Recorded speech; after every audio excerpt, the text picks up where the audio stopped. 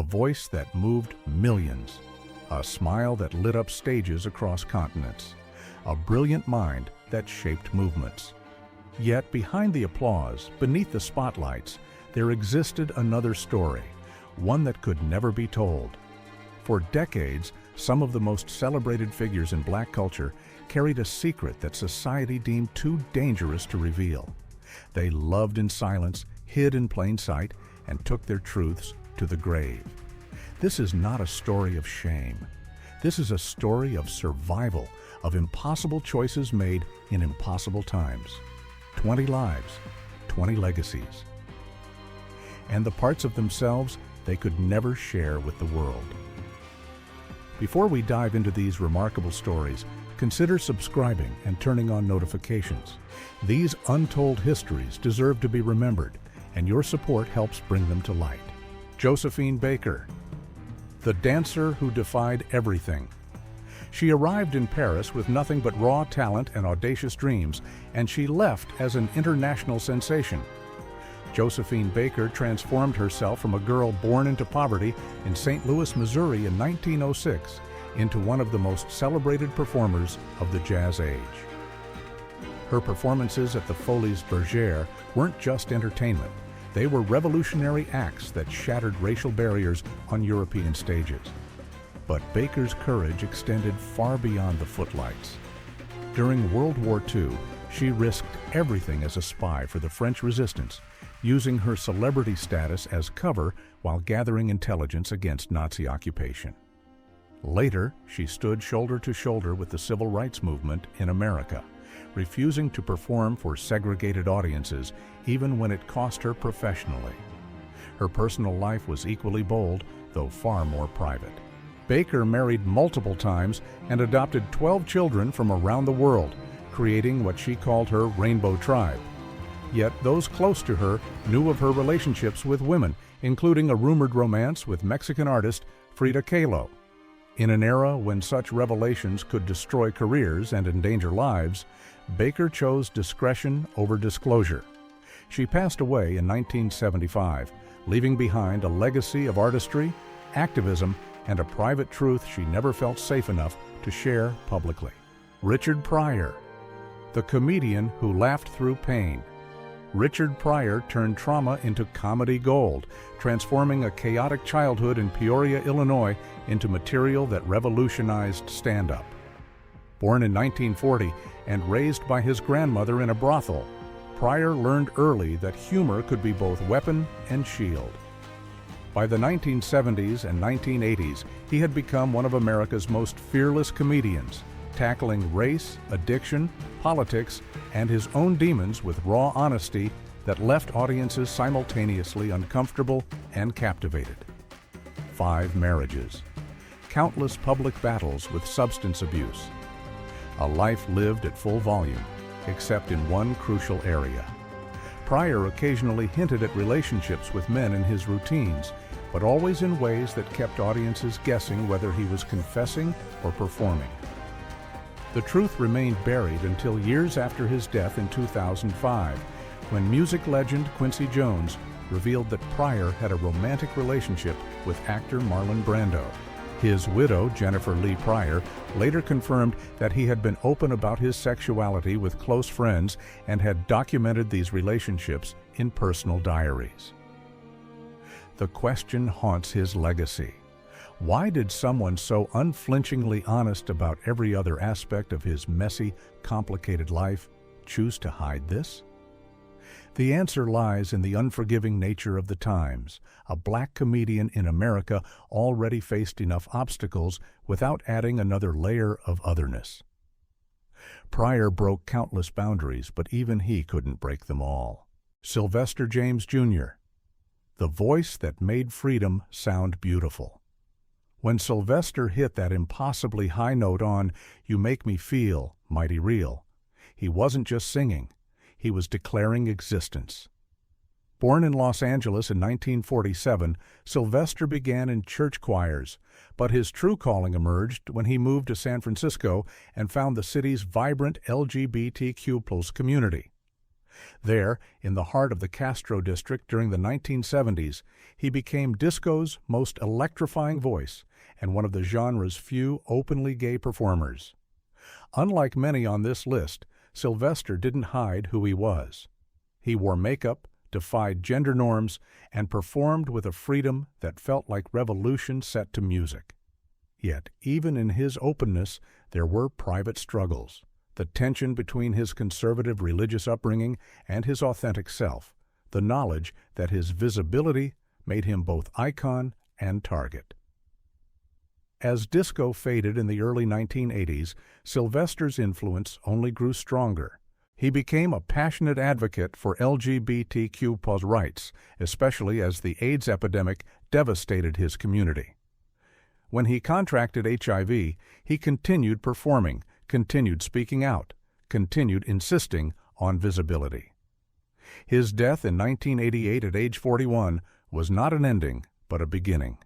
His courage paved the way for countless artists who would no longer have to choose between authenticity and survival. Luther Vandross.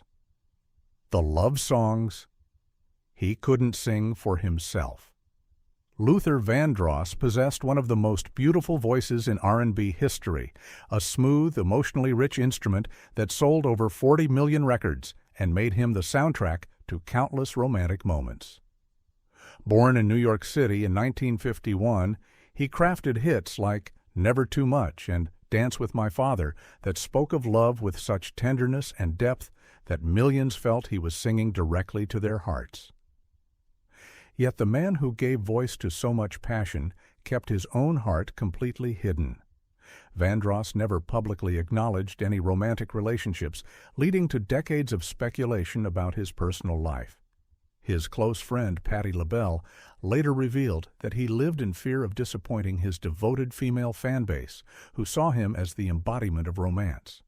He also wanted to protect his mother from any controversy or judgment. Collaborator Bruce Vilanch recalled Vandross admitting he lived a double life, concealing his true self in an industry where being openly gay, especially as a black male R&B singer, carried enormous professional risks.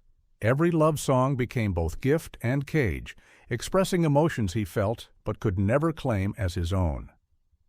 When complications from a stroke took his life in 2005, the man who had soundtracked so much love left this world without ever publicly claiming his own. His music remains timeless, but one can't help wondering what songs he might have sung if he'd felt safe enough to be seen. James Baldwin. The writer who spoke truths others couldn't bear. James Baldwin didn't just write, he excavated the uncomfortable truths that polite society preferred to bury. Born in Harlem in 1924 to a deeply religious family, Baldwin initially considered following his preacher stepfather's path. But literature called louder than liturgy, and in the 1940s he left America for Paris, seeking a place where he could explore race and sexuality without America's suffocating judgment. His novels and essays became literary earthquakes. Giovanni's Room, published in 1956, dared to center same-sex love at a time when such stories were barely whispered about, let alone published. Baldwin wrote with unflinching honesty about race, sexuality, and identity, creating works that were simultaneously celebrated as literary achievements and condemned as too controversial, too raw, too true. Though his writing laid bare the complexities of desire and identity, Baldwin kept his personal romantic life largely private. He let his characters do the confessing, let his essays do the arguing, while maintaining careful boundaries around his own relationships. It wasn't fear exactly. Baldwin was never one to back down from a fight.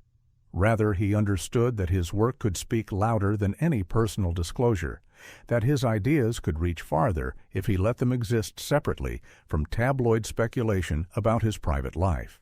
When he died in 1987, he left behind a literary legacy that continues to inspire courage in others to speak their own truths. Paul Winfield, the actor who played strength, while hiding vulnerability. Paul Winfield brought gravitas to every role he touched. Rising to prominence in the 1970s, he became known for performances that radiated dignity and complexity, earning an Academy Award nomination for Sounder, and later becoming a beloved presence in science fiction through Star Trek and other genre work. Born in 1939, Winfield navigated Hollywood as a black actor during an era when opportunities were scarce and stereotypes were abundant. Yet he consistently chose roles with depth and humanity. For 25 years, Winfield shared his life with actor Charles Gillen Jr., but their relationship remained deliberately private. Hollywood in the 1970s and 1980s was not kind to openly gay actors, and the added complexity of being a black gay man in an industry already struggling with racial representation made discretion feel less like choice and more like necessity. Those who knew Winfield described him as warm, generous, and deeply private, someone who drew clear lines between his public career and personal life. He never made a public statement about his sexuality, never felt obligated to become a spokesperson or symbol. He simply lived, loved, and worked with quiet determination. When he passed away in 2004, tributes poured in celebrating his talent and professionalism. But the fuller picture of his life, including the long partnership that sustained him, remained largely unacknowledged in mainstream coverage. Another chapter of history nearly lost to enforced silence. Marsha P. Johnson, the revolutionary who threw the first brick. Some lives are too large to be contained by silence, too powerful to be erased by intentional forgetting. Marsha P. Johnson was a force of nature, a self-described drag queen and sex worker who became one of the most important figures in LGBTQ+ history. Born in 1945 in New Jersey, Marsha moved to New York City and found her true family in the queer community of Greenwich Village. The night of June 28, 1969, at the Stonewall Inn changed everything. When police raided the bar, as they had countless times before, something different happened. People fought back. Marsha was there, and while historical accounts vary about who threw the first brick or shot glass, her presence and courage during those pivotal nights are undisputed. She became a central figure in the uprising that sparked the modern LGBTQ+ rights movement. Marsha co-founded Street Transvestite Action Revolutionaries with Sylvia Rivera, creating support systems for homeless LGBTQ+ youth at a time when almost no one else would. She lived openly, defiantly, refusing to hide who she was, even when visibility meant danger. Her full name, Marsha P. Johnson, stood for Pay It No Mind, her response to questions about her gender. In 1992, her body was found in the Hudson River, under circumstances that remain suspicious and inadequately investigated. But her legacy burns bright, reminding us that revolution often begins with those who have nothing left to lose and everything to fight for. Langston Hughes, the poet who wrote freedom in every line. The Harlem Renaissance had many voices, but few sang with the clarity and power of Langston Hughes. Born in 1901 in Joplin, Missouri, Hughes transformed the African-American experience into poetry that was both deeply personal and universally resonant. His work celebrated black culture, explored the complexities of identity, and used jazz rhythms to create a distinctly American sound on the page. Hughes never married. He never publicly acknowledged romantic relationships. And he never explicitly discussed his sexuality, leaving biographers and scholars to piece together clues from his private correspondence, his circle of friends, and the coded language in some of his work. Some poems hint at same-sex desire through careful metaphor and ambiguous pronouns, common strategies for queer writers of his era. The question of whether Hughes was gay has been debated for decades, with some defending his privacy and others arguing that acknowledging his sexuality is essential to understanding his complete legacy. What's clear is that Hughes lived his life with deliberate discretion about personal matters, focusing public attention on his art and activism rather than his private life. He died in 1967, his work having influenced generations of writers and artists. Whether his silence about sexuality was protective caution, personal preference, or painful necessity, it represents one more dimension of a complex man navigating a world that demanded conformity while he wrote poems about freedom. Alvin Ailey, the choreographer who danced stories. Into Being Dance can say what words cannot, and Alvin Ailey understood this better than almost anyone. Born in 1931 in rural Texas, Ailey rose from poverty to become one of the most influential choreographers in American history.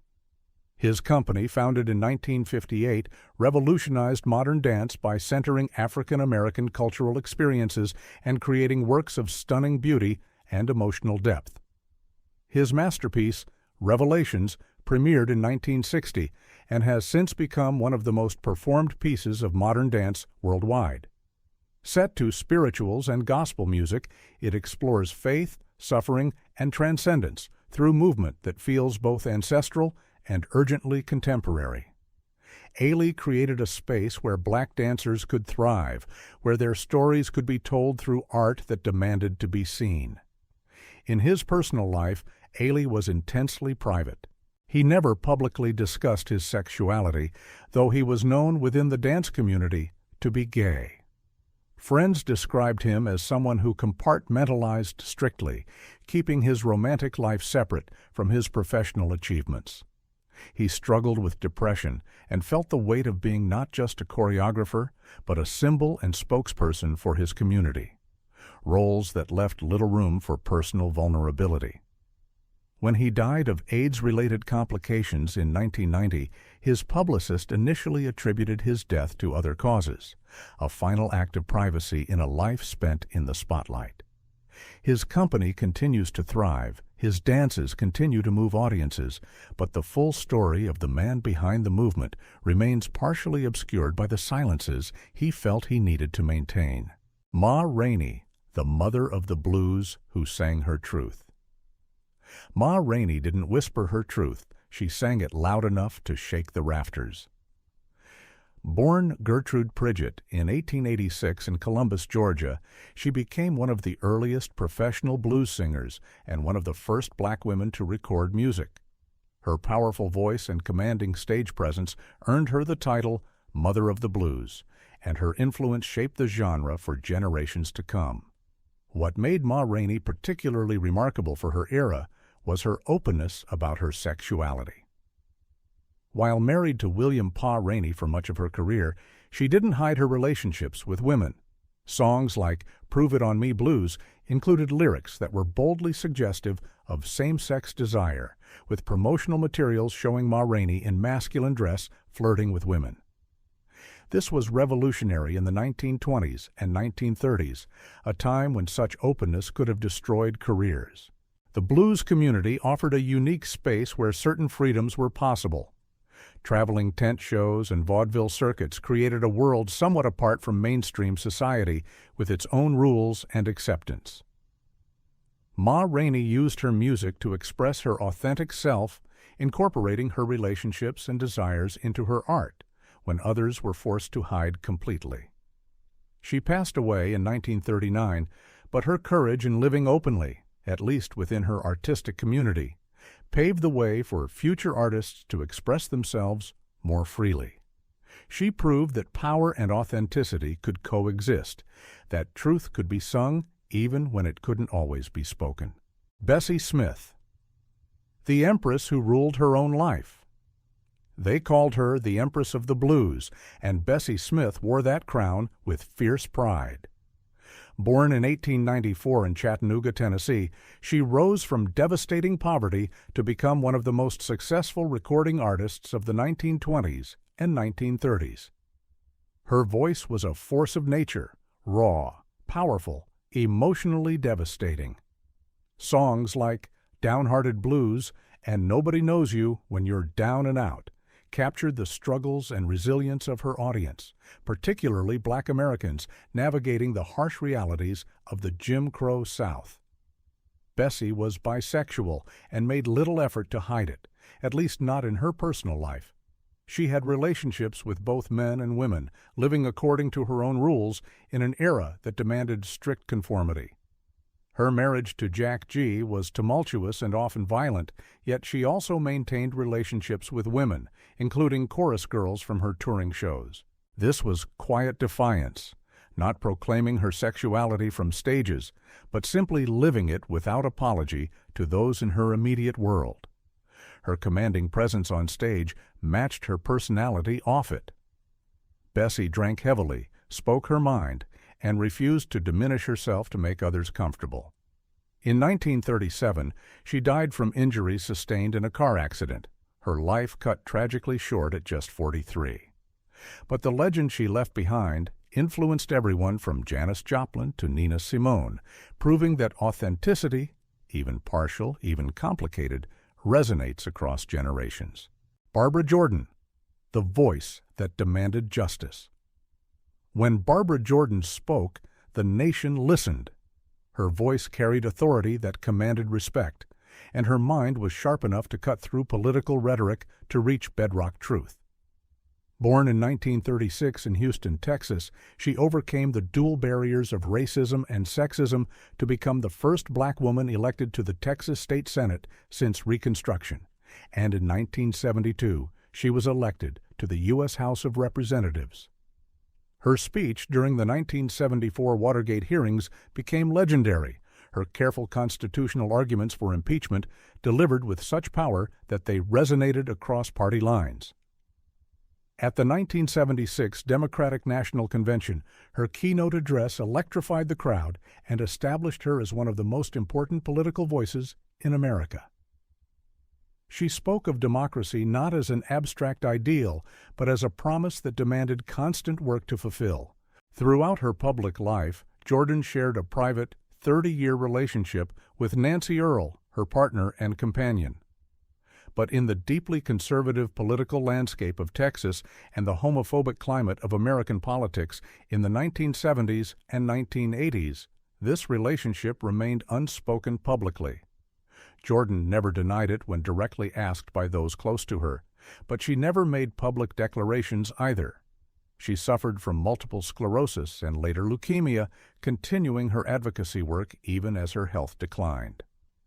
When she died in 1996, she left behind a legacy of principled leadership and powerful oratory, and a private life that she had carefully protected from a world not yet ready to accept all of who she was. Moms Mabley. The comedian who made them laugh and think long before any late-night talk show host, before comedy specials streaming into millions of homes, there was Moms Mabley, pioneering a path that female comedians still walk today. Born Jackie Mabley in 1894, she created a stage persona that was instantly recognizable: colorful house dresses, a toothless grin, and jokes that were simultaneously folksy and razor-sharp. She performed on vaudeville circuits and eventually became a fixture on television shows like The Ed Sullivan Show in the 1960s, bringing her unique brand of humor to mainstream audiences. What made Moms Mabley particularly revolutionary was her openness about her sexuality, at least within the entertainment community. She had relationships with women throughout her life, something she didn't broadcast to general audiences, but didn't particularly hide either. In an era when female comedians were rare and black female comedians even rarer, being openly gay would have added yet another barrier to an already obstacle-laden career path. Moms used her comedy to address social issues, race relations, and gender dynamics with a humor that disarmed even as it challenged. She performed well into her 70s, proving that comedy has no age limit and that laughter can be both entertaining and subversive. When she passed away in 1975, she left behind a trail for other black female comedians and a reminder that sometimes the most powerful statements are delivered with a smile. Her boldness, both professional and personal, helped expand the possibilities for those who would follow. Little Richard, the architect of rock and roll. Little Richard didn't just play rock and roll, he invented it, created the template that countless others would follow. Born Richard Wayne Penniman in 1932 in Macon, Georgia, He exploded onto the music scene in the 1950s with songs like Tutti Frutti and Long Tall Sally that were pure kinetic energy. His piano playing was wild, his voice was raw power, and his stage presence was unlike anything anyone had seen before. But beyond the music, Little Richard was revolutionary in his presentation. He wore makeup, styled his hair in towering pompadours, and performed with a flamboyance that defied the rigid gender norms of 1950s America. He was openly discussing his sexuality at a time when doing so was not just controversial, but potentially dangerous. He had relationships with both men and women, and he spoke about this fluidity, though his relationship with his sexuality was complicated by his deep religious faith. Throughout his life, Little Richard oscillated between embracing his queerness and condemning it, sometimes within the same interview. He would leave music to become a minister, then return to performing, caught in the tension between the religious teachings of his upbringing and his authentic self. This internal conflict played out publicly across decades, making him both an icon for LGBTQ+ visibility and a symbol of the complicated relationship many people have with their own identities when faith and desire seem to conflict. When he died in 2020, the tribute celebrated his musical genius and acknowledged the complexity of a man who changed music while struggling to fully accept himself. Billie Holiday, the voice that carried a century of pain. When Billie Holiday sang, she didn't just perform, she testified. Born Eleanora Fagan in 1915 in Philadelphia, she survived a childhood marked by poverty, trauma, and abuse to become one of the most influential jazz singers in history. Her voice was unique, not technically perfect, but emotionally devastating, capable of transforming any song into a deeply personal statement. Strange Fruit, her haunting condemnation of lynching, became one of the most important protest songs in American history. When Holiday sang it, she insisted on specific staging. All service stopped, the room darkened, a single spotlight, so that audiences had to confront its message without distraction. It was dangerous to perform, especially in the segregated South, but Holiday refused to back down from speaking truth about racial violence. Her personal life was as tumultuous as her music was beautiful. Holiday had relationships with both men and women, though she never publicly discussed her sexuality. Her romantic life reflected the complexity and fluidity expressed in her music. Passionate, sometimes destructive, always deeply felt. She struggled with addiction throughout her life, a battle that eventually contributed to her death in 1959 at just 44 years old. Even as she was dying in a hospital bed, she was arrested for drug possession, harassed by authorities until her final moments. Yet her musical legacy endures, her voice still carrying the weight of struggles both personal and collective, a reminder of beauty that persists even through suffering. Bayard Rustin, the strategist. Behind the dream history often forgets its most brilliant architects. Bayard Rustin orchestrated one of the most important events in American history, the 1963 March on Washington, where Dr. Martin Luther King Jr. delivered his "I Have a Dream" speech. Born in 1912, Rustin was a master organizer, a strategic thinker whose logistical genius made the impossible possible. He coordinated transportation, sound systems, security, and the flow of over 250,000 people, ensuring the day would be remembered for its powerful message rather than chaos or violence. But Rustin operated largely behind the scenes, and this was not entirely by choice. He was openly gay at a time when this could be weaponized against the entire civil rights movement. Political opponents, and even some within the movement, pressured King to distance himself from Rustin, fearing that association with a gay man would undermine their cause. Rustin stepped back from visible leadership roles, working tirelessly in the background while others received public credit. His sexuality was used against him throughout his life. He faced arrests, public humiliation, and constant pressure to either hide or step away from the movements he helped build. Yet Rustin refused to live in the closet, even as he accepted a reduced public profile. He continued fighting for social justice, labor rights, and peace until his death in 1987. Only decades later has his central role in the civil rights movement been more widely recognized, and only recently has he received the posthumous recognition he always deserved, both for his strategic brilliance and for his courage in refusing to deny who he was. Audre Lorde, the warrior poet who wrote Revolution. Audre Lorde described herself as a black lesbian, mother, warrior, poet, and she lived every part of that identity with fierce intentionality. Born in 1934 in New York City to Caribbean immigrant parents, Lorde became one of the most important voices in both black feminism and LGBTQ+ literature. Her poetry and essays explored intersectionality before the term became common, examining how race, gender, sexuality, and class overlapped to create unique experiences of oppression and resistance. Unlike many on this list, Lorde was publicly out about her sexuality, particularly from the 1970s onward. She didn't see her various identities as separate, but as interconnected parts of a whole, and she refused to compartmentalize herself to make others more comfortable.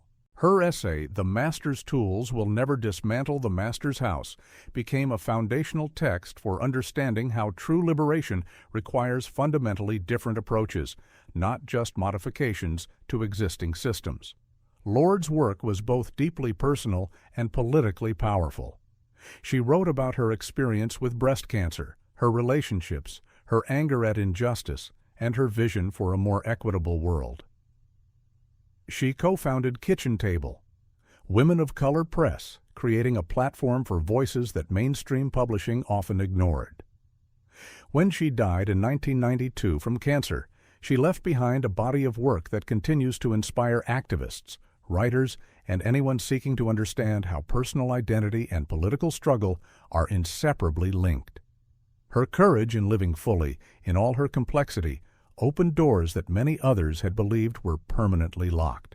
Johnny Mathis, the voice of romance, who kept his own heart private.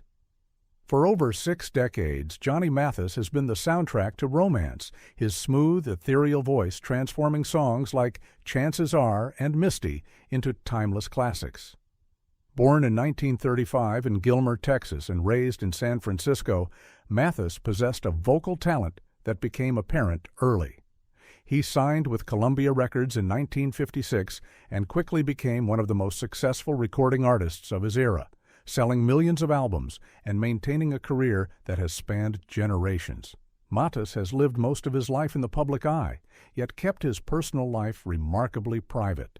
In a 1982 interview with Us magazine, he discussed his sexuality relatively openly, acknowledging relationships with both men and women.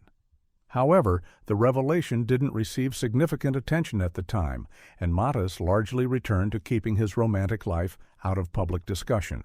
He later expressed regret about the interview, feeling that his private life should remain just that, private. For an artist whose career has been built on love songs, on giving voice to romance and longing, this privacy created an interesting tension. Millions have fallen in love to his music, yet the man behind the voice has carefully maintained boundaries around his own heart. Now, in his late 80s, Mathis continues to perform occasionally, his voice still capable of moving audiences. He represents a different approach to celebrity and sexuality, not closeted in fear, but private by preference, setting boundaries that he felt served both his artistry and his well-being. Billy Strayhorn, the genius behind Duke. Ellington history often credits the face in front while forgetting the brilliant mind behind the curtain. Billy Strayhorn was Duke Ellington's chief composer and arranger for nearly 3 decades, co-creating some of the most important works in jazz history. Born in 1915 in Dayton, Ohio, Strayhorn was a musical prodigy whose sophisticated compositions included the now iconic Take the A Train, which became Ellington's signature tune. Strayhorn was openly gay within the jazz community, living with his partner Aaron Bridgers and making little effort to hide their relationship from colleagues. However, the wider public knew little about his personal life, partly because he worked mostly behind the scenes and partly because Ellington, while supportive personally, didn't publicize aspects of their partnership that might have been controversial.